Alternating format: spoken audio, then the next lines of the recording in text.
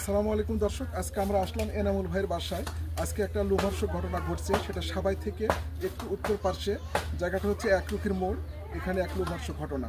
তো দর্শক আমার সঙ্গে থাকুন, এনামুল ভাইয়ের সঙ্গে কথা বলি এটা কিভাবে এই ঘটনাটা ঘটলো। তো সালামু আলাইকুম। এনামুল ভাই, কয়টার সময় এই ঘটনাটা ঘটে? আমি 6টার সময় আমি দোলাবাড়ি হাটত যাচ্ছি। জি জি। যাওয়ার লাগে পিছ থেকে একটা মোটরসাইকেল আমাদের সামনে যে থামালো। জি জি। দাঁড়ানোর পর ওই ভ্যানটা একটু থেমে গেল।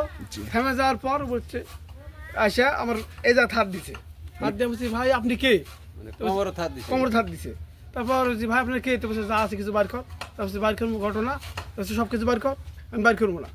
আপনার যে আবেদ আছে, আবেদের কাছে গেছে। ওই তো বয়স্ক লোক, ওর কাছে যা হয়তো কোনো কিছু পাইছে, পাওয়ার পর আমার কাছে চলে আইছে। বলছে বার কর। আমি বলছি না, কিছু বার করতে পারবো না।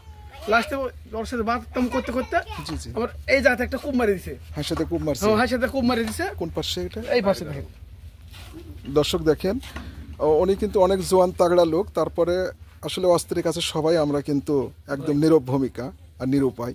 দেখেন এখানে হচ্ছে হাসাতে কূপ দিছে। আপনার গায়ে জ্যাকেট ছিল? হ্যাঁ, জ্যাকেট ছিল, জামা ছিল। দর্শক দেখেন এই জামাটা এরকম কেটে কুটে শেষ। এই যে এত অনেক মোটা হচ্ছে জ্যাকেট, দেখেন যেখানে জ্যাকেটটা একদম কেটে গেছে। দেখেন দর্শক, এটা কেটে গেছে এইভাবে। জামা টামা ছিঁড়ে টেড়ে এইভাবে জামা টামা ছিঁড়ে শেষ। জামা ছিঁড়ে দেওয়ার পরও হচ্ছে আমি তো পকেট ছেড়ে দিই। পকেটে টাকা ছিল? হ্যাঁ, পকেটে আমি ধরে আসি, হস্তাধস্তি করছি। জি জি। করার পর ওর পাকটাপাটি সাটাম। পাকটাপাটি করার পর কি চিন্তা করছে দি আমার দেশের সাথে আমি আর পারবো না। তো কাঁচা মালের ব্যবসা থেকে শুরু করি, আমি কাঁচা মালের ব্যবসা করি। জি জি। তারপর কি করছে ওরা, ওর কাছে বড় হাসা তো আছে, এটা কূপ মারার পর আমি একটু ঠান্ডা হয়ে গেলাম। তারপর এত বড় একটা ছুরি দেখে কি করছে, পকেট ধরে আসে।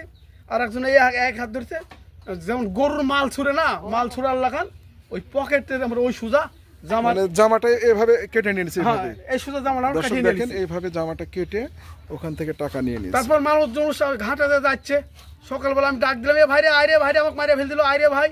সবাই দর্শকের ভূমিকায় মানে বসে আছে, হ্যাঁ দেখতেছে 3-4টে ট্রাক দাঁড়ায় আছে, ওরা কেউ কাছে আসলো না। এখন দেখে শুনে কি করবো, ওরা চলে গেল নিরুপায়। দেখে শুনে আমি চলে আসলাম। দেখেন দর্শক, দেখেন একটা সামান্য ব্যবসায়িক, তাদের কাছে কতই বা টাকা থাকে। উনি হচ্ছে যে কাঁচা মাল কিনতে গেছিলেন, হয়তো বা 10-15-20 হাজার টাকা ছিল, আর এই সামান্য টাকার লোভ সামলাতে পারেনি। এখন আমরা কি পর্যায়ে দেশে অবস্থান করতেছি দেখেন। মানুষ যে নিরাপদভাবে রাস্তা হাঁটবে, পথ হাঁটবে, এটাও কিন্তু তাদের পক্ষে সম্ভব নয়। আর এই তো হচ্ছে যে বর্তমান প্রেক্ষাপটের মানুষের জীবন। দর্শক দেখলেন, ভাইয়ের মুখ থেকে শুনলেন। আর এইভাবে আমরা দেশে বসবাস করতেছি। তো আমি প্রশাসনের বা বর্তমান সরকারের দৃষ্টি আকর্ষণ করে বলবো, রাস্তাঘাট অবশ্যই সন্ত্রাস মুক্ত করতে হবে। সাধারণ যেগুলো লোক আছে তাদেরকে নিরাপত্তা দিতে হবে। যদি না দেন তাহলে অবশ্যই এরা কোথায় দাঁড়াবে, কিভাবে বাঁচবে, আপনার কাছে প্রশ্ন রইল। প্রিয় দর্শক, সবাই ভালো থাকেন, সুস্থ থাকেন, সুন্দর থাকেন। আর এই আশা ব্যক্ত রেখে আমি বিদায় নিচ্ছি। আসসালামু আলাইকুম।